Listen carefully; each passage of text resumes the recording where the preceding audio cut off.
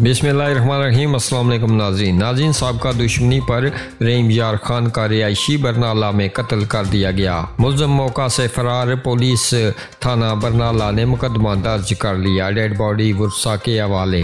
नाज़रीन, थाना बरनाला की हदूद में कत्ल की लर्ज़ाखेज़ वारदात। साबका दुश्मनी पर रहीम यार खान के रिहायशी को बरनाला में गोलियां मारकर कत्ल कर दिया गया। मुल्ज़म मौका से फरार। थाना बरनाला में कत्ल का मुकदमा दर्ज कर लिया गया।